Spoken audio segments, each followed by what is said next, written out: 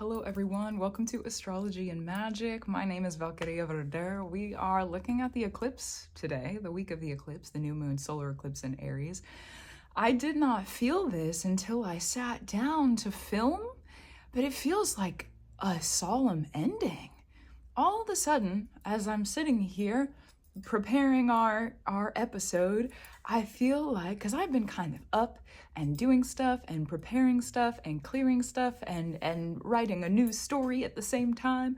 So I've been kind of like, in the work, as we say. And it wasn't until I just sat down, I was like, wow, we're at the end. Wow, we're at the end. We're at the end. It feels so final. It feels so final, but at the same time, it's like, we worked for this. At least that's how I feel. We worked for this, and we're at the end. Where are we going now? What are we gonna do? May everything that's revealed to you over the next couple of days through this eclipse season, or even if you're listening to this kind of after the eclipse and just kind of like brushing up on stuff, may everything that you receive be able to grow with you how you need to. We've been in a lot of transition, a lot of change. We're still in a big transition position. And one thing that the spirits remind me of when I'm going through a lot of change is that transition itself is a position. So you may not be yet to the position that you want to be in totality, but remember that where you are is probably somewhere that you asked to be, or that if you didn't ask to be there, was created for a reason. Sometimes we've got to go through seasons that lead us into the place we want to get to, except for the place that we're in doesn't make any sense until we get to the thing we want to do, and then we're like, oh, actually, I did understand that. I just didn't understand it in the moment. I did understand it, but now I have the bigger picture at the end. So we're in kind of a strange position. And that was one of the things that I said at the very end of the previous episode, was that it's going to be strange this week. And I'm starting to feel it. I'm starting to feel it, man. I'm starting to feel the strangeness. There's been a lot of change. There's been a lot of endings. There's been a lot of new beginnings. There's been ravens around me, like constantly, every single day. They're everywhere. It's crazy. It's crazy. So before we get into the show, before we get into the week, because we're looking at March 27th through April 1st. So not quite 1 week, but we've got quite a few things to go over today, including the eclipse. Before we get into that, though, I wanted to give some updates. The new moon solar eclipse breakdown for the exclusive subs is going to be on the blog tomorrow after I film this. It'll be up on the 28th. Hopefully that gives you enough time to integrate everything, understand everything. We've got a really big shift coming in, so that'll be up very soon. I am going to, I've done it, I think 1 or 2 months in a row now, where I do the exclusive subs new moon breakdown and then a separate email for the censored adult magic content for the exclusive subs. Yeah, that they're gonna be separate. They're gonna continue to be separate. It just works a little bit easier for me on the creative end of things. So they're going to be separate for this next month as well. Another update that I have, which I honestly, I can't believe that I'm re-announcing this, but I also kind of can't believe it at the same time. I'm reopening my sessions, and for those of you who've been around for at least several months have seen me open and close them and open and close them. So I've learned about my process over the previous probably year and a half since I've started offering astrology sessions, because before that I was doing a whole bunch of other stuff, magic related. And it was about 1.5 years ago that I started offering astrology sessions. And I've realized that the way that I work is to do sessions for several months in a row, and then I need a rest season. I need to be able to go and create and kind of integrate and take some time for myself. So I have one of those planned. And then I'll be back again eventually. So not an all or nothing sort of situation anymore. Thank the gods. Thank me. Thank you for the patience. Oh my goodness. But they are going to be up and available. The booking looks just a little bit different. I used to have different price ranges for everything. Everything is going to be the same now. Sometimes, how do I say this? It just makes everything easier. It just makes everything easier. Everything's going to be done through Google Meets this time. So it's a little bit, like I said, it's just a little bit different. So if you looked at the booking of previous, or you have worked with me before, now when you book, there's going to be a Google Meets link that's sent directly to you rather than waiting until right before the session. It makes it a little bit less confusing for people. And then everyone will get a recording of their session. Everyone will get a recording of their session. And that way you can go back, you can download it, you can look at it as necessary and needed. So I'll put a link for that down below. The dates that I'm booking for now that I have everything open is going to be April 21st through July 16th. That will be 3 different sun seasons. It's going to be Taurus, Gemini, and Cancer season. And then Leo season is when my Saturn return is direct and conjunct with Neptune. I don't know why Spirit has that in my chart. I don't know why that's happening, but you know what? I'm going to take some time off to really sit with it and figure it out. So that's coming up. I have my pre-order for my book of time magic, if you are interested in that. Publication date for that is set to be September 9th of 2025, which it's a 9-year. So for those of you who love the number 9, it is 999. It'll be publishing on the 999 portal. I don't know that it's going to get shipped to you on 999 because I got to get them here. I got to get them signed, and then I got to get them sent off again. If you're international and you're looking at doing that, if you're looking at purchasing that, because there's an ebook and a physical book, please email me. It says it in the description of the book. Please email me and let me know, and we can kind of calculate your shipping and figure out what the difference is. My systems on my website are not set up to do that, so we'll have to do it manually, and that's all right. So if you're interested in that, there's more details in the description about everything that's going on there. For now, I think that's all I have to share. And I just want to say thank you. We officially hit, what is it? Is it 6 months? It's been a little over 6 months that I've been doing every week updates for the podcast, which to me is incredible. 1, 2, whoa. We went from one eclipse season into the next one. I started doing weekly updates right before our previous eclipse season. Here we are at the end of this eclipse season. So if you've been with me for a while, thanks for riding with me. We are going into our next season. It's going to be a little weird. It's going to be a little strange. I, for one, am ready for the rearrange. I'm ready to see where we go. I'm ready to see where we grow. I feel like I've been making plans. I've been getting some things that are in the way of those plans cleared out. It hasn't made a lot of sense. I'm gonna be honest with you. There's some things where I'm like, why am I clearing this out right now? And then a couple days later, I'm like, oh, there's the idea. I understand why that thing had to go. So it's been a back and forth process that hasn't really been that logical. But you know what? The heart is really smart. So if you've been following the heart, that Mars in Cancer, that's a ruler and involved in both eclipses for this season, then probably you're getting some things figured out. And that's on being in your heart. You know what? Love you, the heart. I love you, love. That's true. So if you're interested in joining the Coven space, the link for all of that is going to be down below. There's more than just the Coven over on that group chat. There's a whole bunch of different connections that you can make with people. There's a spell area, an astrology area, a magic and practice area. So I'll have updates for the Coven coming up fairly certainly soon. I have not yet determined a date for that, but there are things coming up. So congratulations for that. There's working. If you partook in that new moon ritual in Aquarius, when was it? Like a month and a half ago? Whenever it was, earlier, earlier this year in 2025. You took part in that. I know the work has been working for me. So if it's been working for you, congratulations on the work that you do. And that liberation, free and truth, there's been some groovy moves. So that's what I'll say about that. Also on the blog is a way to financially support if you wanted to. It's reader, listener supported. So I am reader and listener supported. So thank you if you're one of those supporters. Yeah, and that's where the exclusive subs get their new moon updates and their censored magic updates as well. So it does come with that perk. Also with the NFTs, and that is full free and available. Free, well, free as in if you wanted to join, you totally could. And that puts you on the lifetime subscriber list. So there'll be information down below for that as well. If you're into NFTs in the Web3 world, me too. I think they're pretty cool. I think they're pretty inventive. And so you know what? That's going to be available. That's going to be available as an option if you want to become a financial supporter, not just to be on a month-to-month or a year-to-year basis, but if you invest in the NFTs, then you'll also receive an NFT. Yeah, pretty cool. So gratitude, reverence, and love to you. Thank you for your support of me. Now that we have that through, thanks for sitting through all the updates. I know it's eclipse season. There's a lot going on. There's a lot of updates that I have. So thanks for listening. Here we go into the week. So we start our week the 26th through the 28th. The moon is in Pisces. As I'm filming this today, the moon is also in Pisces. It is with Saturn. It's with the North Node. It is with Venus retrograde. Venus retrograde, so just to give some specific times of things that are happening between that 26th through the 28th timeline.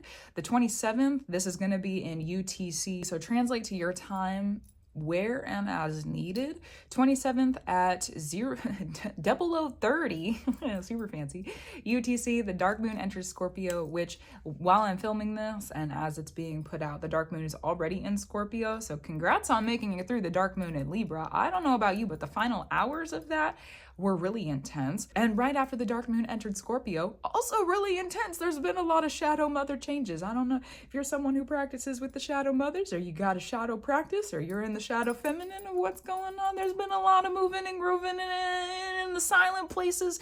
And it's been, I don't want to say rambunctious is not the word. It's been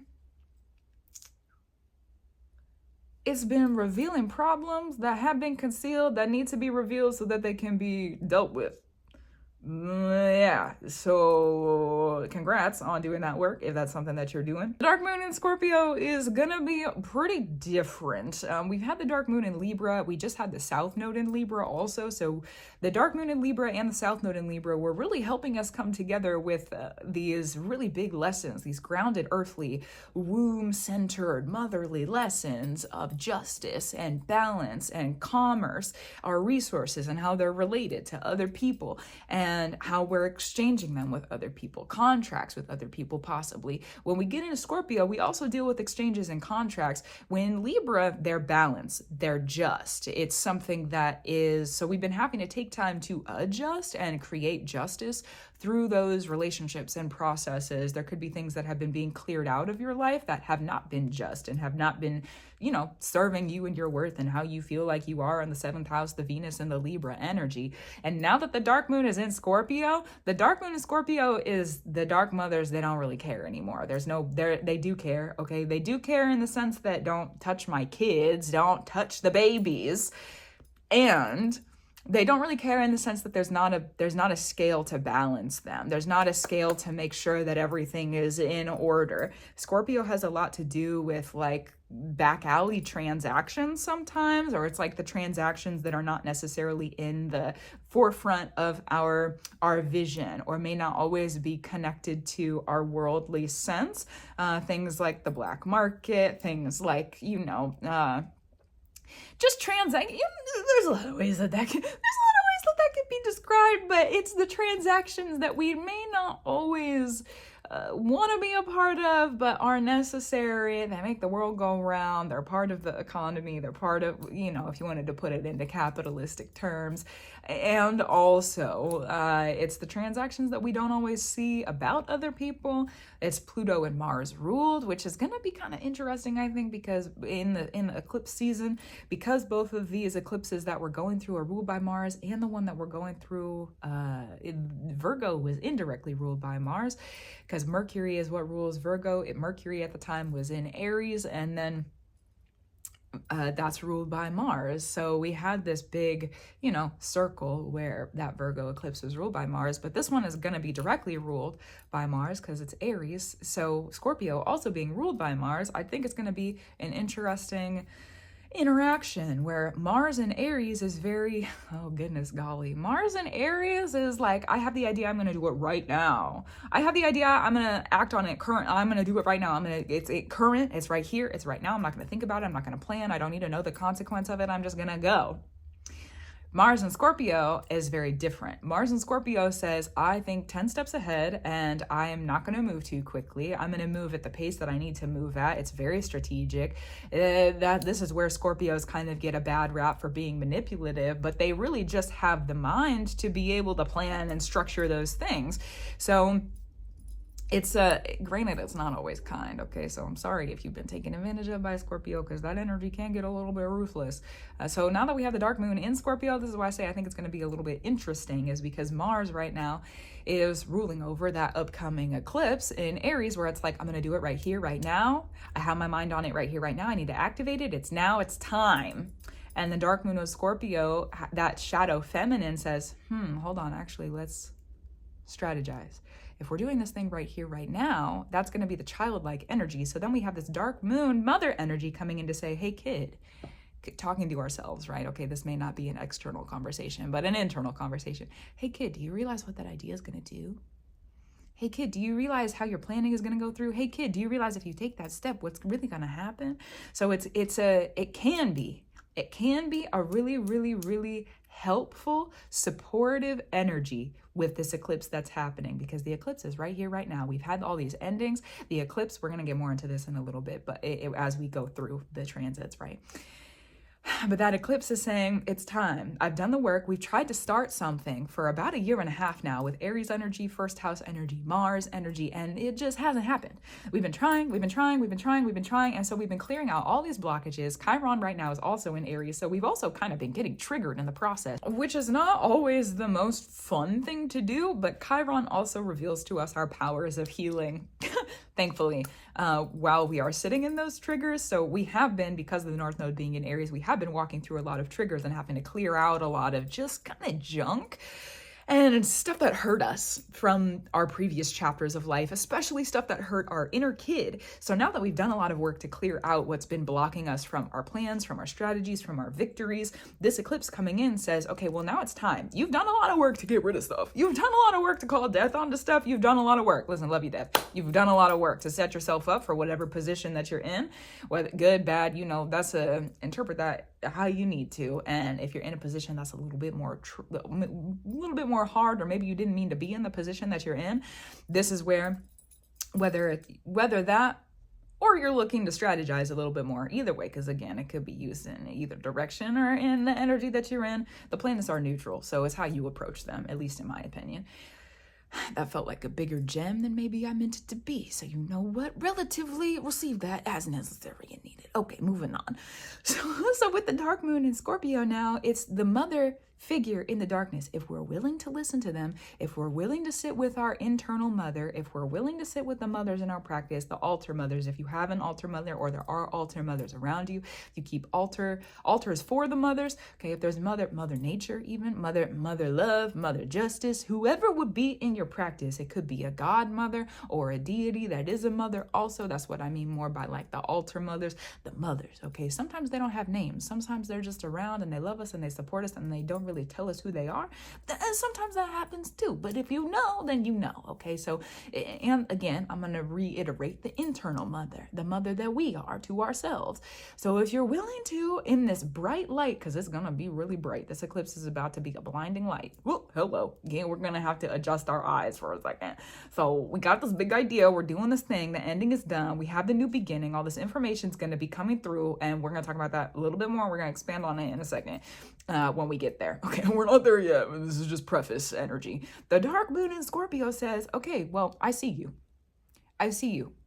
I can tell what you want. I can see you. We're at the beginning of this transit also, the dark moon in Scorpio. It's a very, very beginning. It just transited over, which means that the eclipse happening at the same time as this, the dark moon in Scorpio says, okay, well, we're at the beginning. Let's look all the way through, because the dark moon doesn't move out of Scorpio until the end of 2025. It's the final month of 2025, and then we arrive in the new season of the dark moon. So we're going to go through another eclipse season with this dark moon in Scorpio, and it's not going to be as Aries influenced when we get to the next eclipse season. So this one says, okay, well, we may not be able to directly communicate in the next eclipse season or as directly communicate. So let's sit together now before you go out with this idea, before you go out and have this adventure, before you go out and fight for this victory and what you want, because that's the Aries part of it. Let's sit and have a conversation. Let's understand the maturation of this process. Let's make sure that you understand the layouts of the different battles in front of you. If there are any blockages, how are you going to handle those? This is going to help us to be very, very strategic. The dark moon, though, it's a lesser placement. It is not as prominent as most of the other planets. Granted, it's going to be active with the Mars because it's the eclipse that's ruled by Mars, and then we have Mars with Scorpio too, so it'll be a little bit louder maybe than normally. And also, it does require that you go kind of actively sit with that, unless the mothers come to you, which is honestly something that could happen. So if that's for you, you'll know. And if it's something that maybe you're not as accustomed to or not as in the practice of, then if you make intentional time to sit in the darkness, one of the ways that I really love to activate the dark moon is to have a double layer of darkness and then have a light. So either it's you know, all the windows are closed and all the lights are off, and then there's a flame, or you turn a lamp on, or there's like an intentional, some kind of light brought back in so you can see in the darkness. If you did it at nighttime, and then you also have the lights off, and then you light a candle or turn a lamp on or something like that, bringing light back into the picture, right? But the double layer of darkness first, because the order is important, you know? So double layer of darkness first, and then having there be a light on. So it's like you're entering into the darkness. Here I'm intentionally going into the darkness. I'm gonna do it twice, and we have light. Okay, and then there's the truth that you can see at the bottom of it or at the end of it, so that, which I think is a really beautiful thing. So that's personally one of the ways that I activate the dark moon with magic and ritual sort of spaces, or weaving sort of spaces. And it's a pretty basic, it's just pretty basic, you know, like it's pretty simple. You could just turn a lamp on, like do the double layer of darkness, and then here's a lamp. It doesn't, personally, I prefer fire, but if you're someone who doesn't work with a lot of candles and you happen to have a light or a lamp that is like, you know, you could add in addition to this practice, then beautiful. Okay, not to get too hung up on it, let's move on. So strategy in the darkness, moving up to this. The other thing that we have going on, the 27th at 8:41 a.m. UTC, it's already happened as I'm filming this, but just for, you know, specifics with timing, I got pretty specific with basically every single transit because we have a lot of stuff going on in this week. So just a heads up. So the 27th, and for people who don't remember the verbals, it's in the description down below, so you can go and look and see what's up with that. So congrats on finding it. It is right there and available at your fingertips. So we're gonna move on. I'm still gonna say them, and also if you need them repeated, they're down below. Okay. So 27th at 8:41 a.m. UTC, Venus retrograde moves into Pisces, conjunct with Neptune, and also ruled by Neptune. So we have this really, really big reconsideration of our receiving, something that we're transitioning in. And because Venus is retrograde, we're blind to where we're going, but we know that we have to return to something we were already doing.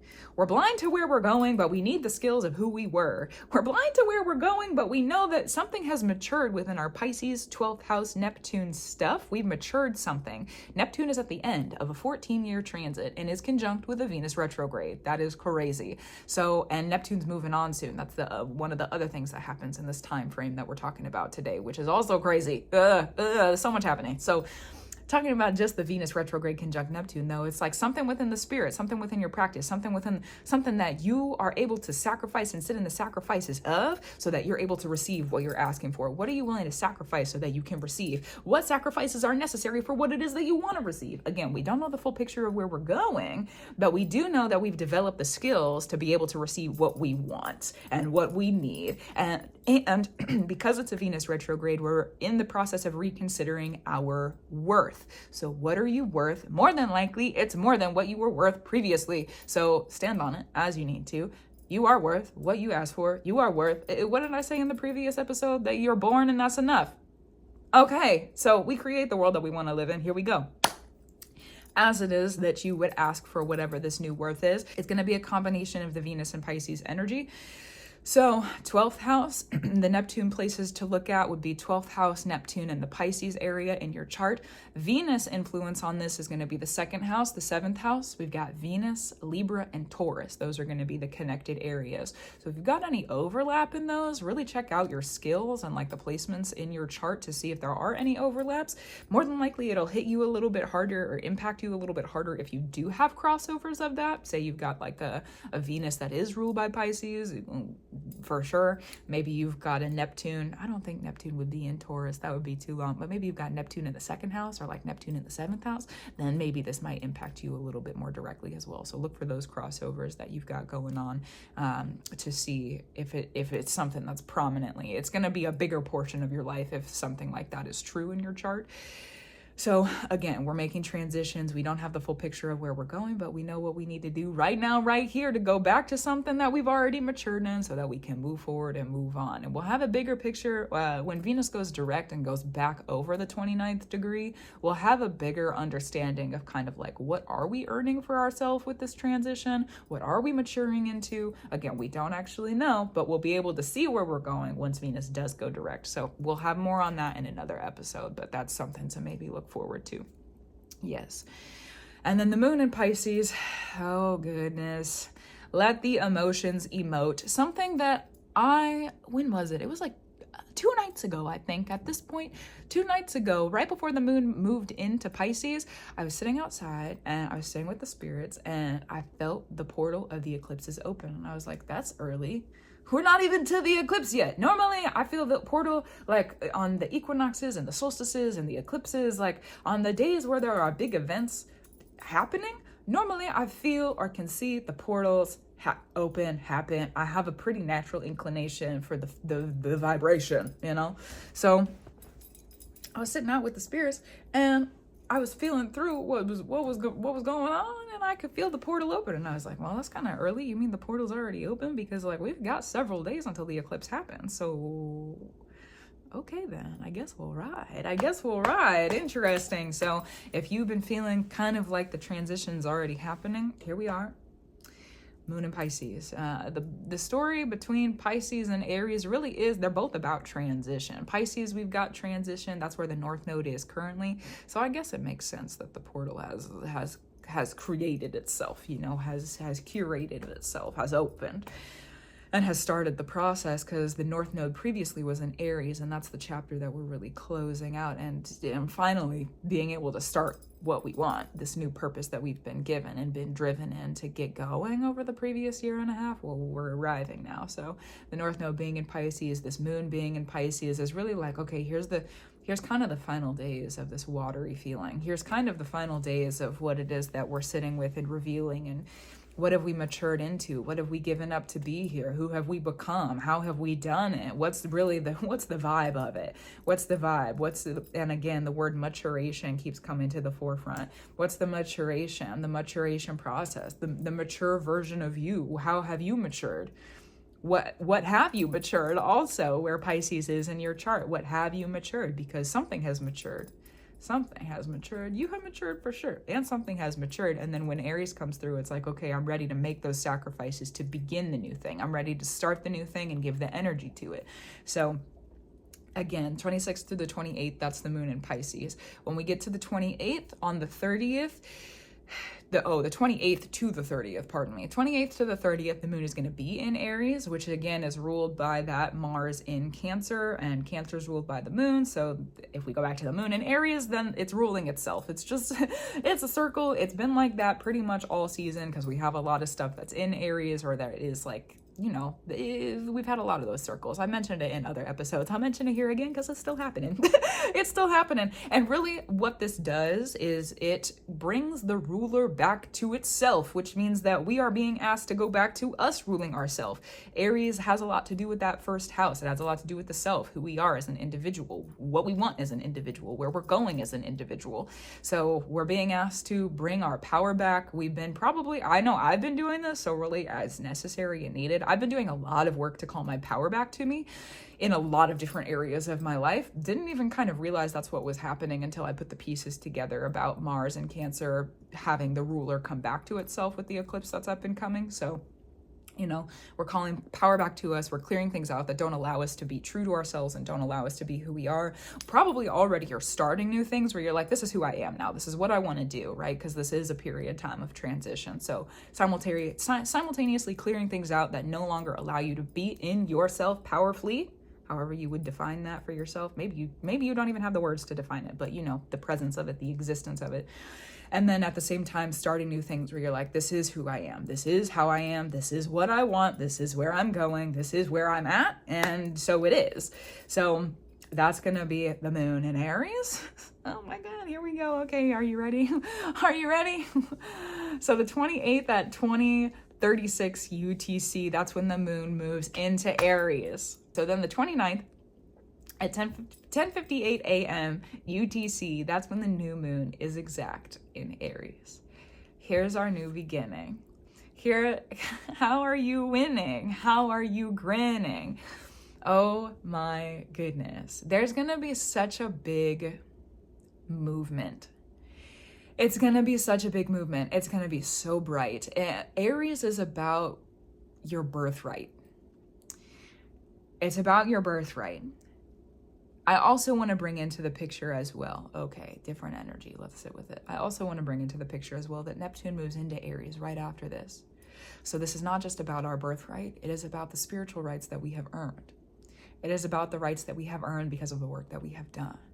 It is about the rights that we have earned because of the sacrifices that we have made. It is about the rights that we have earned because we have slayed.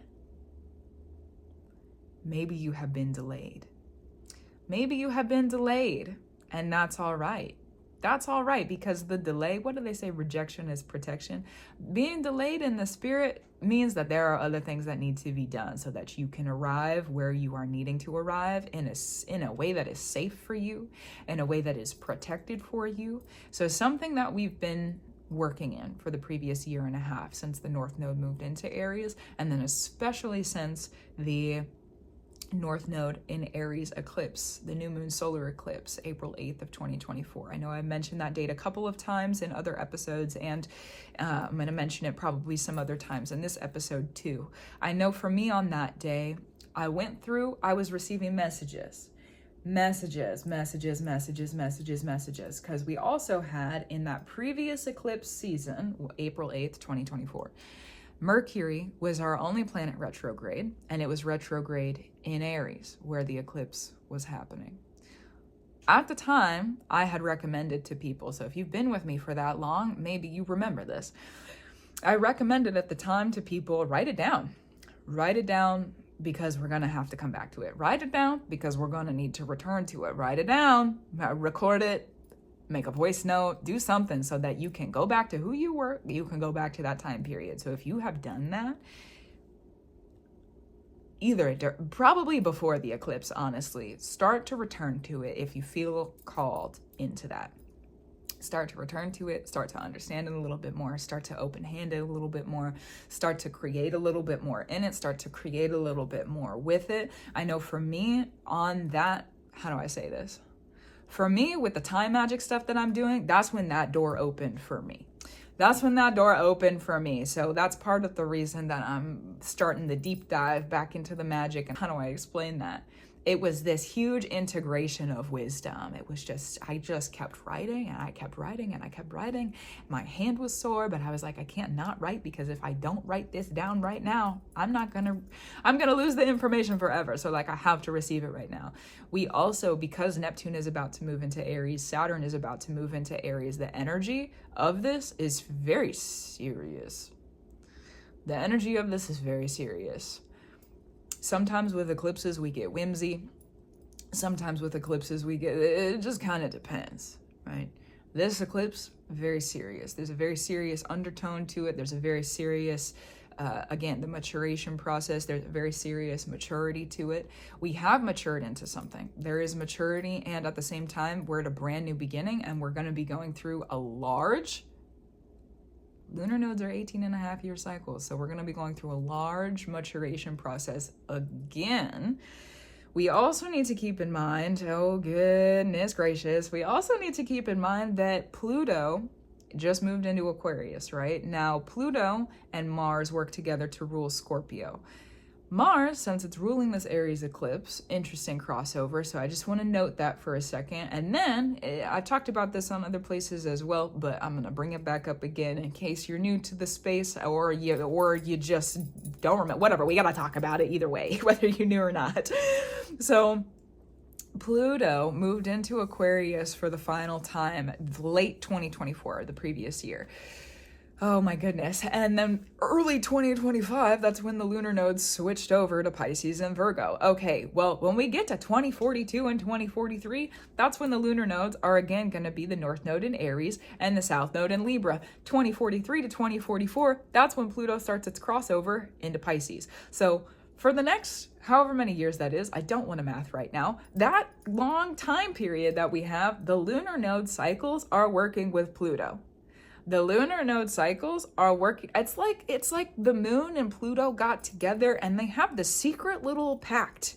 They made some sort of deal. They're working. It's like the way that I've described it in other episodes. Not all the looking back energy with the big ending that's coming up. Good gracious. So we can laugh about it, I suppose. The way I described it in other episodes is like, if you're in class and you have a group project or a partner project and your best friend is in that class, but the teacher knows your best friend. So the teacher never lets you pick your own partners. The teacher always assigns partners and you never get to work with your best friend. But this time, Pluto and the lunar nodes, the best friends in class, the teacher is like, yeah, you can pair up with whoever you want to.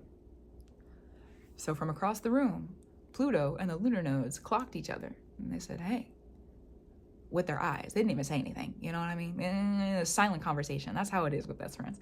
They looked at each other and they were like, yeah, it's time. You want to be partners? We can be partners. I think it's great. We can be partners. Let's be partners. Okay. So not only are they going to get this project done, not only are they going to get an A, if you want to count the grades of school systems, but you don't have to if you don't want to. Okay. Not only are they going to do that, they're going to have a lot of fun. And the other energy, Pluto's real schemy, guys. Okay. So the other energy I'm getting from this too is like best friends use school as an excuse to go do other stuff. Best friends use school as an excuse to go, mess around a little bit. You remember being in school? You remember being in school, being with your best friends and like, yeah, we're gonna get the project done and we're gonna make sure it's done. We're gonna make sure everything's good, but there's also this party, so maybe let's not tell anybody. Like we already did the work, so like let's go party now. Let's go have fun. Okay, a little bit risky, a little bit dangerous, a little bit frisky maybe. So for 18 and a half years, we have that partnership working together. Simultaneously, though, we've got this war battle energy with the Mars, the strategy energy. We got the dark mothers. Oh my goodness, in Scorpio. So we have this, and Saturn, the father figure, is about to move into Aries. Neptune, a 14-year-long transit, is about to move into Aries. So it's this very serious, like, we can't see the future yet. Pluto in Aquarius is also unpredictable. Unpredictabilities and chaos. We can't see the future yet. We can't see where we're going. We can't see what we're going to turn into necessarily. We can't see, especially with Mercury retrograde. We got the messages going backwards. Venus retrograde. We got things moving backwards within worth. Venus also is like really serious when it retrogrades. So we've got that serious undertone. It's retrograding through Aries and Pisces, where the North Node influence is happening for this eclipse season, to get real technical with it, So like we can't see where we're going. We can't see it, but we can be it. And sometimes existing as it is has consequences that we cannot depict, describe, understand, predict, prescribe. Sometimes we just don't know. Part of the Aries story is accidental sacrifice. There's intentional sacrifice with the Aries story too, but part of the Aries story is we didn't mean to do that. Oh, I didn't mean to do that. I didn't know any better. I didn't mean to do that. I was trying to get up out of this other situation. Not trying to. I did. I did get up out of this other situation. I saved my inner kid from this other situation. I allow my inner kid or the kids around me to come with me into this new space, this new territory, this new land, this new adventure, this new experience. We're safer over here. But through the process of getting there, I had to sacrifice things that I didn't expect. There's some things that fell off, and I didn't mean to do that. There's some things that fell off, and I didn't mean to do that. Okay. So that's part of the reason that there's a serious tone to this, is because what we're being called into through this eclipse, the information that we're receiving, the prophecies, because that's a part of Saturn and Pisces, and with the North Node influence, where prophecies are a thing. So the prophecies, the callings, the prophecies, the messages, the understandings, the spirits talking to you, the dreams you're receiving, however you are really integrating the grandness of this eclipse, there are, and I don't say this to scare you, I just say this to help prepare, however you might want to receive that. There are, with Aries and responsibilities, there are always sacrifices that we cannot predict. And so we're going to have to, if we choose to, sit in the energy of, okay, well, even though I can't predict it, is it worth it? Am I going to answer this call that I'm being given? Am I going to tell myself that I can do this? Am I going to lift myself up and out of the situations I've been in and be this person that I am now? Am I going to live in this truth that I am now sitting in? Because the North Node It is that purpose. It's a spiritual purpose that's way high up in the sky that we couldn't tell other people about, even if we tried to. It doesn't even make sense to us. We just know that we're called to it. We're called to go in a direction. We're called to be a person. We're called to be in an experience. We're called to go somewhere, to do something, to learn something. And with Aries, this is a new start of self. This is a new start. So us as an individual, we're starting something new. It's also with Aries, harvest. Our harvests are having something new. Also with Mars, war and battle. Also with Aries and Mars, our birthrights. We have a whole entire purpose way high up in the sky that is so big that we don't have the words to describe it probably. And if we do, it's gonna be metaphorical. It's gonna be symbolic. And it's gonna call us into the spirit. That's the naturality, the neutrality of the North Node calls us into the spirit. It calls us to be in the spirit. That's just a part of its nature. So we're closing this chapter. We're finally getting our answers, and we're finally receiving this call. If you've been waiting for a call, okay, here it is. It's about to fall. Pick up the call. Listen, and then decide, are you going to go on the ride or not? And if not, where are you going to go, you know? So we have this call coming through. It's a right, again, because that's a part of the nature of Aries and Mars. It's a right. What you're being shown and what you're being given through the information that comes through in the spirit and in your life on this day is a right. What spirit gives to you through this eclipse, it's a right. It's a right. It's meant for you. It's a right. You were born to do it. You were born to do it? That's a little terrifying. I was born to be this thing. I was born to be this. You're telling me that I'm born to be something? Now, knowing that, I have the responsibility to become the thing. That is why, to me, it's terrifying. I have the responsibility now to become the thing. Spirit has allowed me to see that I have a right to be this person. Also with Aries, with the birthright, the other reason that's a little, terrifying. It's a little terrifying. Let me put my hands back for a second. It's a little, let me give into it then, I suppose. The other reason is because with Aries asks that we prove that we are worth our birthrights. We're born with the right. It's like the difference between a king who earns their position and a king, because kings are born into their positions. Yeah. King, queen, whoever. They inherit the throne. They inherit this position. They inherit the power. It's a birthright. It's given to them. And in that birthright, in what's given to them, there's an opposition. There are people who disagree. There are groups, there are spaces, there are places, there are ideas and ideals that don't want you in that birthright. That for me is why it's a little like, oh. And there's the battle of that Mars energy. And this is also where the unexpected, this is the seriousness of it. That's where the unexpected sacrifice comes from, because Aries has to do with the innocence of a child. The child does not understand the enemy or its tools or how it moves or how it plans. The enemy understands the child. The enemy understands what the child wants, what the child is meant for. The enemy knows that. And the enemy is in opposition to the child being able to be in the birthright. So through the story of that Mars battle victory, Aries energy, we have to earn it, and we don't necessarily know. We're blinded to because we are innocent. Innocence is a high price to pay for the wisdom. Innocence is a high price to pay for the wisdom. And so this is where, I was talking earlier about the dark moon being in Scorpio. This is where that dark moon in Scorpio comes in to help us to sit in the darkness. Because the Aries energy, this bright light that's about to come through, here's your birthright. Here's what you're meant for. Here's the purpose that you've been preparing for, that you've been waiting for, that you've been clearing things out for. You've been starting new things, and you've been doing it kind of blindly. You know, but you don't really know. You know? You know, but you don't really know. But you know, but you don't. But you do. But you don't. But you do. Okay. Lots of circles. Let's leave it. So this is where the dark moon in Scorpio comes through. This is where the dark moon in Scorpio comes through to say, okay, the mothers will help you.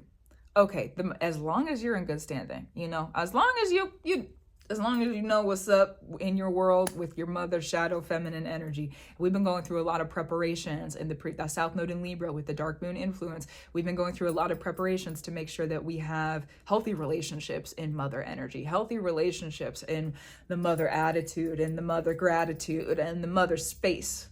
We've been going through a lot of prep. So as long as you've been following what you need to, you're probably set up pretty good. You're probably set up in a way that's going to be prepared. It is. So again, not to be scared, just to be prepared.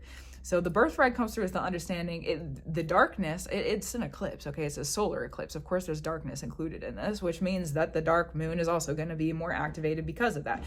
If you think about it, let's look at it. The dark moon is literally the dark side of the moon. It's literally the dark side of the moon, okay? We associate it with the dark mothers, it's associated with the shadow feminine, and that's great. And it's probably very helpful for the spiritual, translation of things. And also, physically, literally, it's the dark side of the moon. What happens during a solar eclipse? The dark side of the moon goes in front of the sun. The dark side of the moon looks straight at us and says, hey, let me block this light for a second. Hey, let me block it for it. Let me block it. Let me block it. And then let's rock socket, okay? Let's rock socket. We got some things to do. So the dark side of the moon coming in to say, hey, listen, this birthright, yes. Hey, this birthright, you're going to go earn this. We need to talk about it. The dark moon is coming through to say, hey, we need to talk about it. We need to sit with it. We need to understand it. You need to really, really hear yourself in it. Hear yourself in it. Hear your truth in it. Hear your truth in it. Hear your reality. Hear your reality in it. Because the birthright's coming through with this eclipse. Neptune's moving into Aries right after this eclipse. Neptune carries us, so let's talk a little bit more about that. Neptune and Aries carries us into an entirely new era of spiritual practices. I want to shake the camera, okay? Put my hand on the metaphorical shoulders and shake you a little bit. Oh my God. Oh my God. Neptune moves into Aries and we have this entire new era. It's a 14-year transit. It's a long time. It's a generational transit. An entire new era. Spirituality, as we know it in our society, is about to change like a lot. Like a lot. Like, I don't know how to comprehend it, okay, but like a lot. Like a lot. Also, because Neptune is in Aries, spirituality now becomes a birthright, which again means there's going to be a little bit of opposition. It's a little bit tight, but you know what? I think we got it. So, it is. It is. So, that is coming in right after the eclipse. Well, let's look at times for a second, because I haven't actually looked at that yet. The new moon is exact the 29th at 10:58 a.m. UTC. Okay, Neptune moves into Aries on the 30th at 11:58 a.m. UTC. So 25 hours after. 25 hours after the new moon is exact for this eclipse, Neptune moves into Aries. Neptune and Saturn have been getting us prepared. Because Neptune rules Pisces. So let's go back for a second. Let's look at what we've been doing that's already going to help us in this serious switch up of energies. Neptune, ruler of Pisces, ruler of transitions, sacrifices, the way that spiritual offerings are given to the gods and the spirits and then they're returned to us, okay? It's like the ruler of offerings. To make an offering is a ring of an offer, right? It goes out, it goes to where the offering is going to, and then that thing, being, person, spirit, is going to send an offering in return to you. So the ring of an offer, the offer ring, okay? And then we make offerings and sacrifices to the spirits in our practice, however that might look for you, so that we can stay connected to them, so that we can be protected by them, so that we are well directed by them, so that they're around us, and we have a relationship to them that is close and near and not far away. Love you, Pisces. So Neptune has been there for 14 years. We've been maturing our practices. We've been maturing our offerings. We've been maturing. Again, maturation, right? Saturn, for the previous couple years, when did it move in? March of 2023? March of 2023, Saturn went into Pisces. So since then, Saturn's come in to say, hey, listen, we're almost done. We got to get a little bit more serious about this. We're almost done getting these processes and practices a little bit more mature, a little bit more grounded, a little bit more firm. Let's be a little bit more serious about it. Let's take things a little bit more seriously. Let's make sure that all the details are in order. Let's spend some more time doing this so that we're prepared to move on. So both Neptune and Saturn, because Saturn is the father of Neptune. So the father and the son have been in the house of the sun, getting stuff together so that they can go out and fight for the kids. They're getting ready for war. They're getting ready for battle. I don't know what that's going to look like when it grounds here on the earth, okay? Could be figurative, could be spiritual, it could be situational on an individual level. I don't know, okay? I don't know. And I'm not going to predict anything about it either. So don't ask. So don't ask. It's not going to happen. And that's what the transit is saying. So there's a reason that this eclipse is really serious, because Saturn and Neptune are still in Pisces. They're still in the house where things are being transitioned. They're still in the house of preparation for those battles to happen, for the birthright fight. Neptune, though, is moving this week, right after that eclipse. So the sun, imagine this for a second. The father and the son are at the son's house. The father still has some paperwork, some necessary things to finish up at the son's house. They agree, the father and the son, that the son should go ahead and get on the road. Okay, son, go ahead and get out there. Go ahead and see what's up. Go scout for a second. Go see what's out there. Go start the new thing. It's your duty. It's your birthright. It's an honor. We're starting the new spiritual practices. We're starting this new order for the kids, and they're going to need to be picked up by it. Okay. Because that's really the story of Aries, is the protection of the children. It's the protection. It's the saving of the children. So Neptune's going to move on. And then we're going to talk some big picture stuff just for relativity. Okay. Saturn moves into Aries May 25th. So when Saturn moves into Aries, then Saturn, the father, leaves the son's house and goes out into the world where the kids are to make sure that they're being fought for and they're being taken care of, and that this new spiritual order that has started has the seriousness to it, that the preparation that has been prepared can now transition so that the beginning can really begin. Oh my God. And then later in the year, both of them are going to retrograde. So again, big picture relative stuff, that both of them are going to retrograde back into Pisces. So Neptune goes out to scout, figure some things out. Saturn, the father, is going to join up. Okay, now we're really in it. We're not going to be in it for long, though, because then they both retrograde back into Pisces. Okay, let's go back to the house. Let's figure some things out. We went out into the battle. We went out into the birthright energy. We've fought some things off. We've done some work. We've figured it out. We've started some new stuff. It's been pretty good. Let's go back to the house and let's have some recon. let's go and work through some other things. We need to look at our strategy. We need to look at the sacrifices we've been making. Are they worth it? Is there a way that we can move through this as a little bit more intelligent, a little bit smarter? Aries rules the head. So can we think about it before we go back in? Can we think about it before we start again? Can we think about it? Maybe there's a better way to do this. Maybe there's a more elevated way to do this. Maybe there's a way that's going to be a little bit more efficient to do this. So we're going to look at that towards the end of this year and come early next year.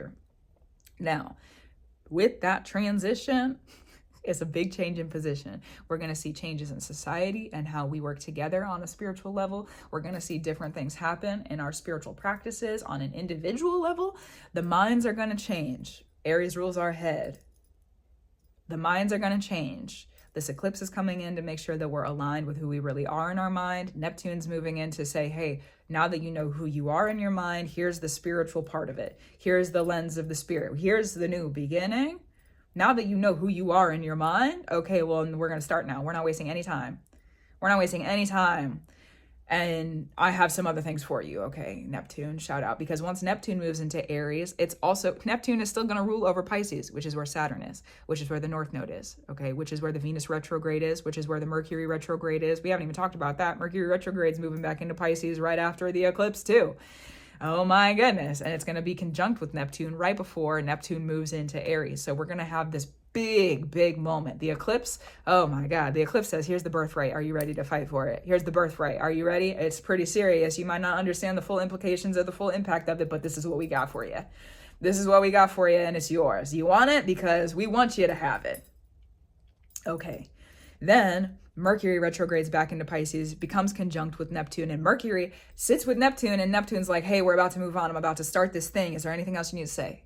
Is there any other messages that need to come through? Is there anything else you need to go back and reconsider? Hope not. But if there are, we need to talk about it.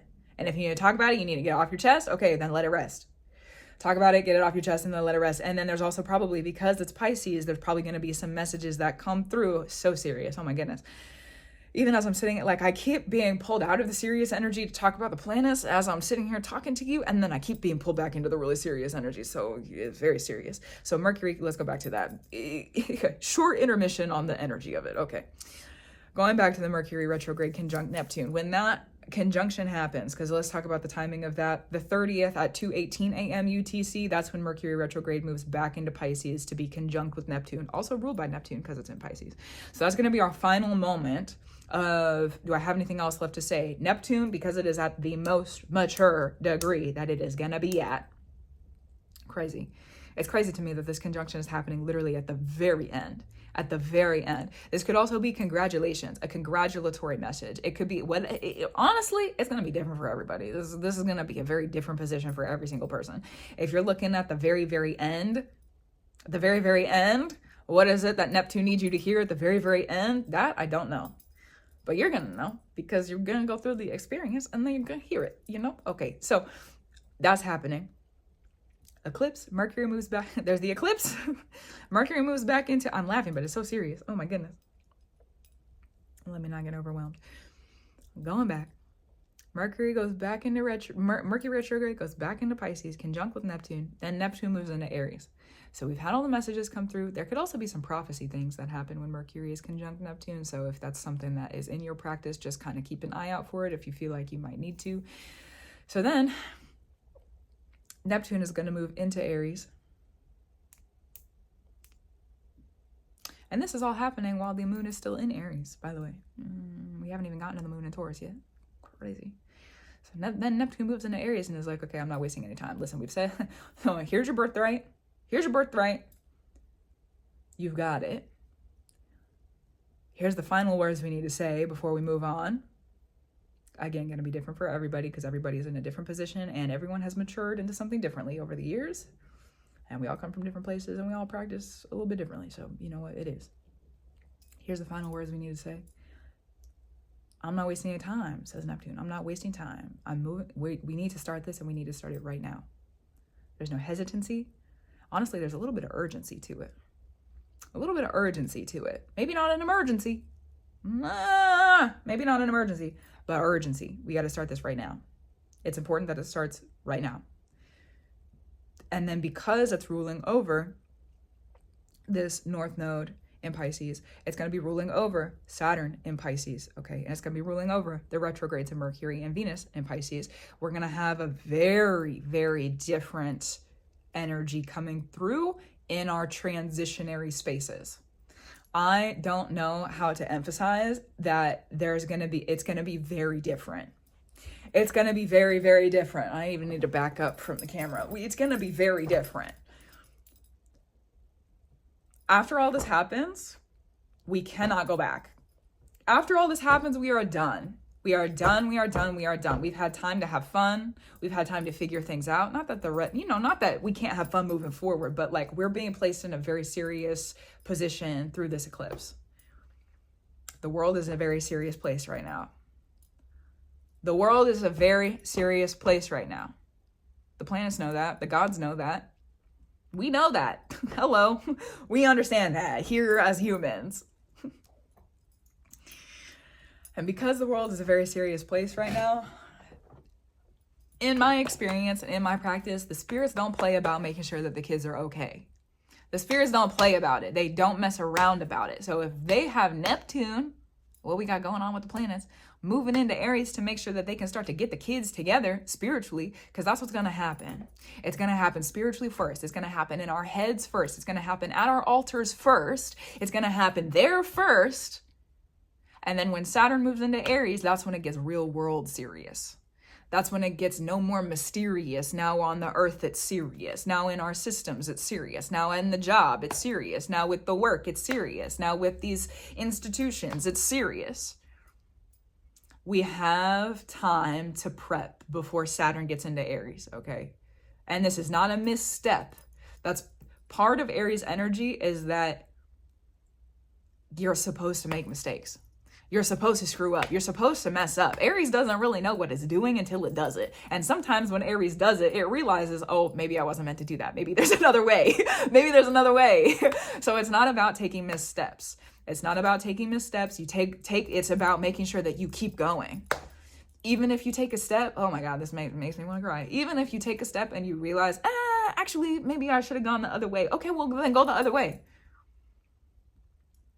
This is not a time where you want to be wasting your time. This is not a time where you want to be wasting your time with Saturn in its position where it is currently. This is not a time, I'm speaking specifically to the spiritual practitioners, specifically to people who practice, specifically to people who have altars, specifically to people who work in the spirit, who weave in the spirit, who have relationships in the spirit. Specifically for those people, which I'm assuming if you watch an astrology and magic podcast that you got a team behind you. I don't know how that works for you on a personal level, but I'm assuming I'm gonna make the assumption that you're probably included in that. Not alluded to. All right. So welcome. Congrats. Here we are. So specifically for people who have practices, specifically for people who are doing work. All right. This is not a time to waste time. This is not a time to waste time. If you have work that needs to get done, it needs to be done. If you have work that needs to be done, it needs to be done. Because this summer, when Saturn enters Aries, the world is going to get serious. Saturn rules Capricorn. It rules our institutions and our hierarchies and our systems and the way that our world is built. It is the structures and the systems that cannot be avoided and that we have to take part in. We don't get a free pass. We don't get to get out of it. We're stuck here. We are stuck here. Whether we like it or not, okay? Whether we like it or not, we're stuck in the systems. We're stuck here in this world that has been created by the generations before us. So, it also rules over Aquarius, where Pluto is right now. Our social groups, how we relate to the people around us, how we relate to the people that ground or unground us. Make sure you're taking care of your social group health at this time as well, whether that means moving out of your places and spaces or starting new relationships, however it might work for you. I know for me within social groups, there's been some endings over the previous weeks as we've started and gone through this eclipse season. So if it's relative, you know what? Let it end. Let it end. Sometimes the ending is a friend. I'm grateful for that. So yeah, because when Saturn moves into Aries, Saturn is the stuff that we can't avoid. We can't avoid it. We can't avoid it. So we're going to get kind of a premonitory period before May 25th. What is it going to look like? We have some time to learn the lessons in a way that is far more easy. Far more easy. Let's learn the lessons now. Let's look at the details now. Let's sit with it now. Let's learn from our mistakes now. You do something, you make a mistake. Oh, I'm so sorry. Let me start again. You did something that maybe wasn't the best for you. Okay, well, I didn't mean to do it. Let me do something else. Let me start again. Let me sit with myself. Let me love myself. Let me forgive myself. And I have the courage and bravery to begin again. So here I go. I'm going to do it. It's a shift. If you choose actively to receive the gift that's given to you on this eclipse, understand that it's something that you're going to need to be continuously active in. Especially over the coming years while Saturn is in Aries and throughout the entire transit of Neptune being in Aries, which I honestly haven't even looked up the date for when Neptune exits Aries. But again, about 14 years. So we've got 14 years.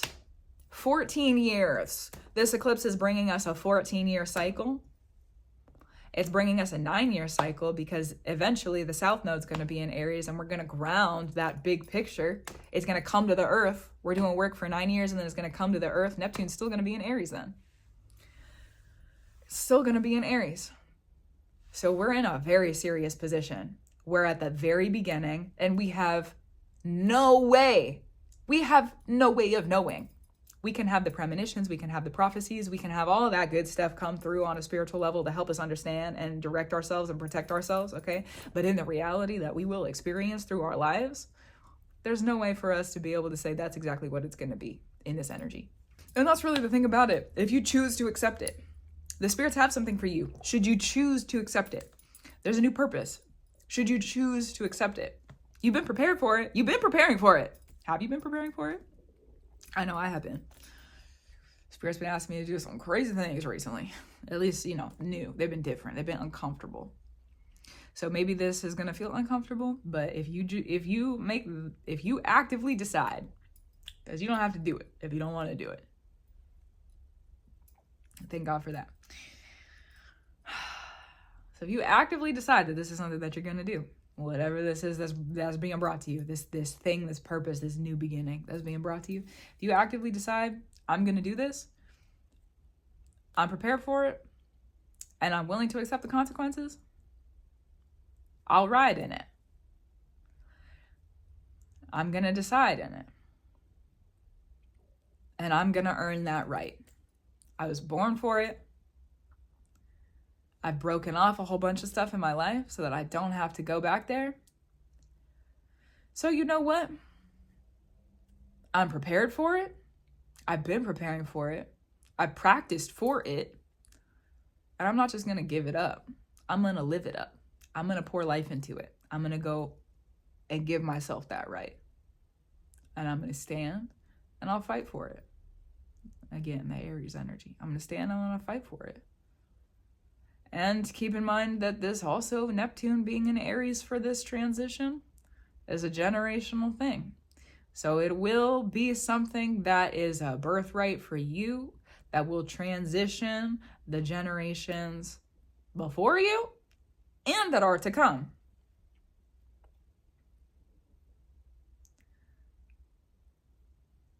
We're here. This is like a moment we've been waiting for. This is the eclipse we've been waiting for. This is the moment. Have you been feeling like there's going to be a breakthrough? Have you been feeling like there's going to be some new idea? Have you been feeling like Spirit is giving something to you? Have you been feeling like, oh, maybe I'm about to make it? Have you been feeling like maybe this is it? Maybe I'm about to be, maybe there's this other thing. Maybe I'm going to be that thing. But you maybe don't know what the thing is. Have you been waiting for something? Preparing for something? This is it. This is it. This is the eclipse. This is it. This is that thing. This is that thing. So did you prepare yourself? Did you move with care? Okay. You're really ready then. You're really ready then. You're really ready then. You're really ready then. You're meant to be somebody. If you know that, you're worth every step of the way. You're worth making every single one of those mistakes and trying again. You're worth standing up to whatever that opposition would be and learning how to move gracefully in it too.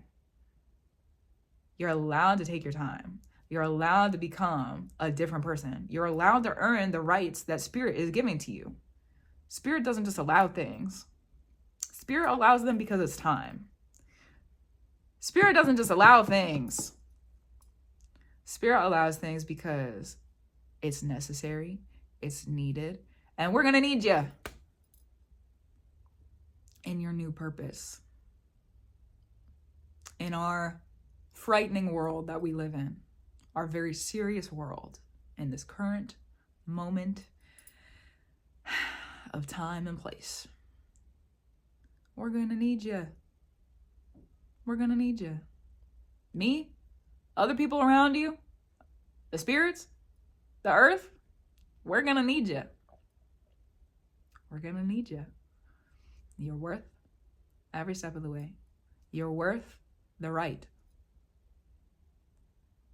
Sometimes we've got to put up a fight for what we're worth. Sometimes we've got to put up a fight. Sometimes we don't know where the fight is going to be, but we go in and we say, yeah, I'm worth it. I promised myself a long time ago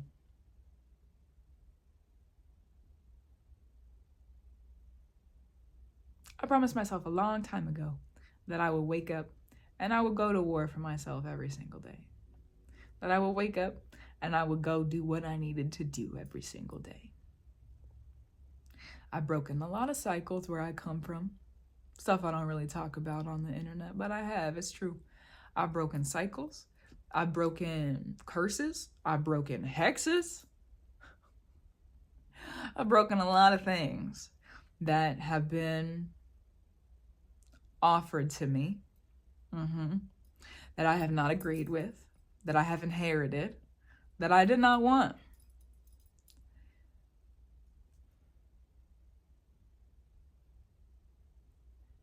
To be preordained for something, that is a birthright. To be preordained for something means Spirit has had you on that path, no matter what you've been through, no matter the way you chose to get there. To be preordained for something means, yeah, you're probably going to have to fight for it. Because, of course, there are spirits and beings and people in the world who sit in a position who don't want you to receive what it is that you are actually meant to be. To be preordained for something, to have a destiny, to have a purpose that's fated, that can't be taken away from you, all you have to do is go. All you have to do is live and keep writing your story. All you have to do is show up and keep going, even when things get hard, even if there is an opposition. That's part of the story. That's part of the story. It wouldn't be an adventure. It wouldn't be a birthright. It wouldn't be interesting if there wasn't some scheming stuff that happened every once in a while, you know? Yeah.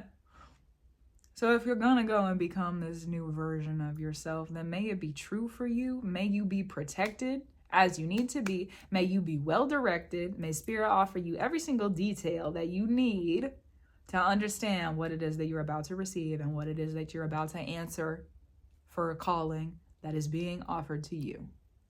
This could be an offering of a new initiation. It could be an offering of a new preservation.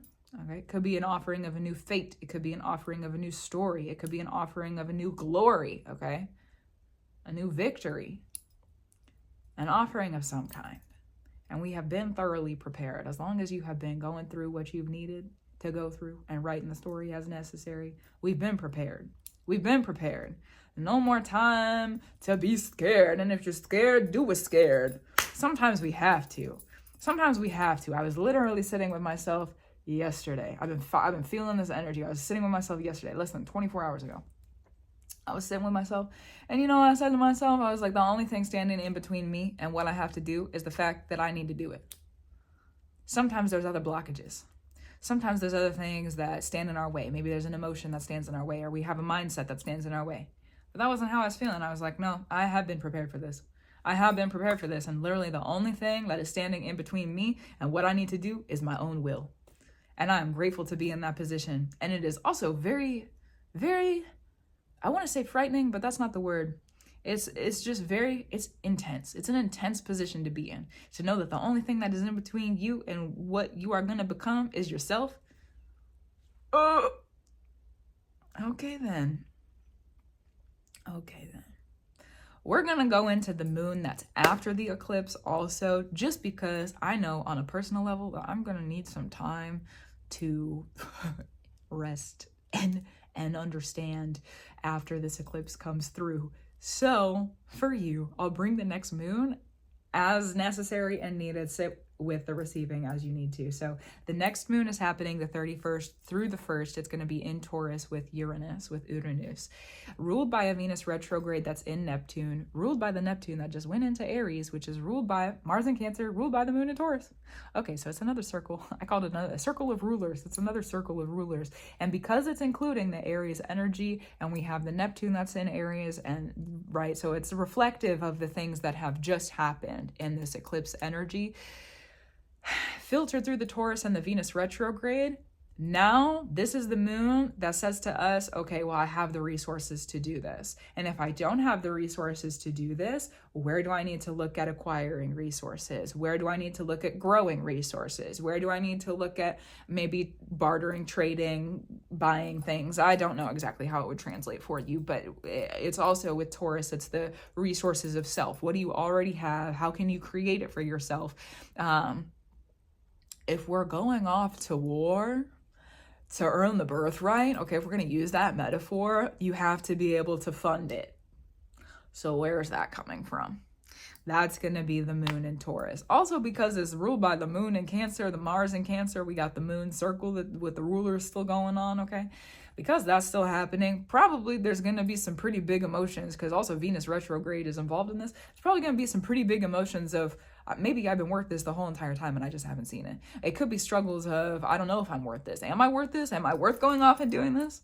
Did you already make the decision on the eclipse to go and do it? So there may be some kind of like internal healing work that needs to be done. If it's not healing work, it'll be revealing work of, actually, you know what, I am worth this. Sometimes Venus retrogrades, instead of asking us to sit in the healing, sometimes they can actually bring empowerment. No, actually, I am worth this. Actually, I am worth this. And you know what, I have the resources. And if I don't have the resources right now, I have the ability to go and create them. So the second house, Taurus and Venus, is where you would want to look at in your chart to kind of see what's up with that. And I'll leave it at that. We're going to leave that moon to be simple. Simple, also because it's Taurus. Make time for rest if you need to. Taurus likes to snuggle up in a cozy corner and have their favorite food and watch their favorite movie. Okay, it's the time of favorites. So if you need to do that, then allow yourself the time to do that as well. That's it. This is a longer episode. This is a longer kind of space and place. We're moving into something that's very different. Go through how you need to. We're going to make it. It's a really big decision. I feel like anything I say at this point is just going to be repeating everything I've already said. And I don't really want to do that. So if you're here, if you watched all the way through, thank you for being here. Thank you for your support. Oh my goodness. And I'm going to get a little bit sentimental for a second, okay? I'm going to get a little bit sentimental because we are at the end. We're at the end of something. We're at the end of something and we're at the beginning of something.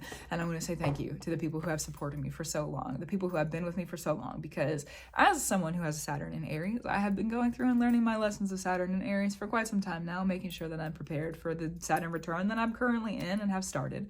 So when it comes to this ending, I've been reflecting a lot on, how do I want to say this? There's a lot of work that I do that other people don't know about. There's a lot of work that I do that other people can't see, as it goes for all of us, right? There's a lot of things that we do in our personal life, in our private practices, our spaces and places where other people don't maybe recognize us or validate us or even really know about. Hello, secrets, keep a secret, keep a secret. So I've been going through a lot in the previous several years, just getting myself, taking accountability for things, sitting in responsibility, healing from different situations I've been in, making sure that I can carry myself in the way that is needed and necessary, while simultaneously showing up for people. And the fact that I can come into this space and create a place for us, create a space for us, and be received and be, reciprocated in the ways that you do. It is something that is not only a dream come true for me, but is also, how do I explain this? It's gotten me through some of my darker days. So I just want to say thanks, especially because we're at the end. I'm grateful for you. I'm grateful for the work that you do. I'm grateful that you're showing up in your practice for yourself. I'm grateful that you're taking care of yourself. I'm grateful that you're loving yourself. Yeah, that's really true. And I'm grateful that you're here, and I'm grateful for the support and the time and the energy that's offered to me. So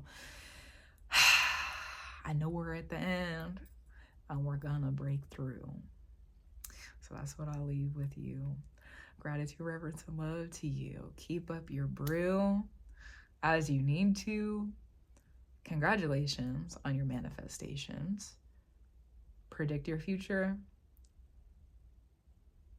We're gonna be on the other side of this very soon. And I'll talk to you then.